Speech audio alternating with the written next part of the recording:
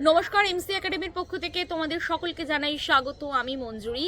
তোমরা অনেকেই আমাকে রিকোয়েস্ট করেছো থার্ড সেমিস্টারে জার্নালিজম অ্যান্ড মাস কমিউনিকেশন যারা ইউনিভার্সিটি অফ ক্যালকাটার আন্ডারে আছো তারা আমাকে বলেছো ম্যাম আপনি তো CC4 সিলেবাসটা দিয়েছেন, আপনি CC3টাও আমাদেরকে একটু শেয়ার করুন, আমরা খুব থ্যাঙ্কফুল থাকবো। আমি অবশ্যই তোমাদের সাথে সাজেশনগুলো শেয়ার করব। তার আগে বলে রাখি আজকের ভিডিওটা যদি তোমাদের ভালো লাগে অবশ্যই তোমরা লাইক করো, কমেন্ট করো, শেয়ার করো এবং journalism and mass communication related অনেক ভিডিও পেতে আমাদের চ্যানেলটা তোমরা অবশ্যই সাবস্ক্রাইব করো এবং পাশে থাকা বেল আইকনটা অবশ্যই ক্লিক করো। তাহলে চলো এক এক করে সাজেশনগুলো দিয়ে দিই। প্রথম যে কোয়েশ্চেনটা তোমরা পড়বে CC3তে সেটা দেখে নাও। প্রথম যে কোয়েশ্চেনটা দিয়েছে, what is foreign correspondent, discuss duties and responsibilities of foreign correspondent. বিদেশ সংবাদদাতা দিয়ে লিখতে বলেছে, বুঝতেই পারছো। তারপরের question, what is photo journalism, what qualities does a photo journalist need to have, discuss the relevance of the news photograph on terms of its practical applications। কি বলেছে, ফটো জার্নালিজম কি, একজন ফটো সাংবাদিকের কি কি গুণ থাকা প্রয়োজন, সংবাদ ছবির বাস্তব প্রয়োগের ক্ষেত্রে এর গুরুত্ব আলোচনা করো। ঠিক আছে। তারপরের question, what do you mean by page makeup, elaborate basic principles of front page makeup of newspaper. Page makeup বলতে কি বোঝায়, সংবাদপত্রের প্রথম পাতার পেজ মেকআপের মৌলিক নীতিগুলি বিস্তারিতভাবে ব্যাখ্যা করো। তোমাদের মনে হবে যে ম্যাম এই প্রশ্নটা কেন দিল, এটা তো আমাদের সিলেবাসে নেই। বিষয়টা হচ্ছে বেশ আমি 2000 মেবি 20 কি 21 কথা বলছি, আমার ঠিক মনে পড়ছে না। জর্জ গভর্নর মডেল ছিল না কিন্তু তোমাদের দিয়ে দিয়েছিল। ঠিক আছে, তো এরকম কিছু মানে অনেক ইয়ারে কি হয়, একটা কি দুটো প্রশ্ন আউট অফ সিলেবাস আসে। আমার মনে হলো এই প্রশ্নটা দিলে যদি আসে তো আমার মনে হয় তোমরা এই কোয়েশ্চেনটা একটু করে যাও। এর পরের যে প্রশ্ন তোমরা পড়বে সেটা হলো চিফ রিপোর্টার। হ্যাঁ, elucidate the duties and responsibilities of chief reporter.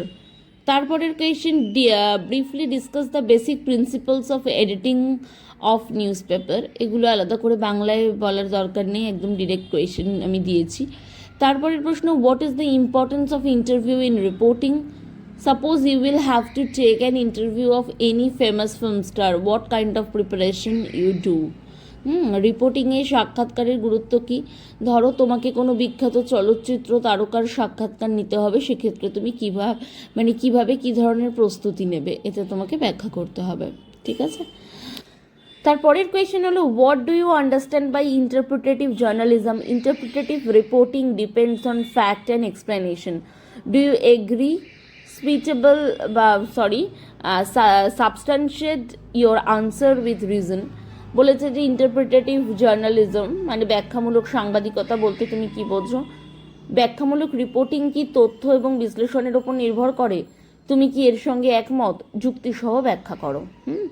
তারপরের question, discuss different types of feature with suitable examples, what are the essential qualities of a feature writer. এটাও তোমাদের মনে হতে পারে আউট অফ সিলেবাস, কিন্তু এটাও তোমরা পড়ে যাবে।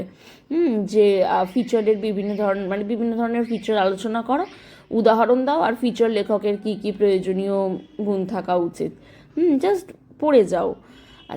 তারপরের প্রশ্ন, news editor administrates the whole news department, explain, discuss the basic difference of responsibility of a news editor and assistant editor. কি বলেছে, নিউজ এডিটর পুরো নিউজ বিভাগ পরিচালনা করেন, আলোচনা করো। নিউজ এডিটর এবং অ্যাসিস্ট্যান্ট এডিটরের দায়িত্বের মৌলিক পার্থক্য ব্যাখ্যা করো। তারপরের question, describe the duties and functions of special correspondent. এটা একদম ডিরেক্ট কোয়েশ্চেন।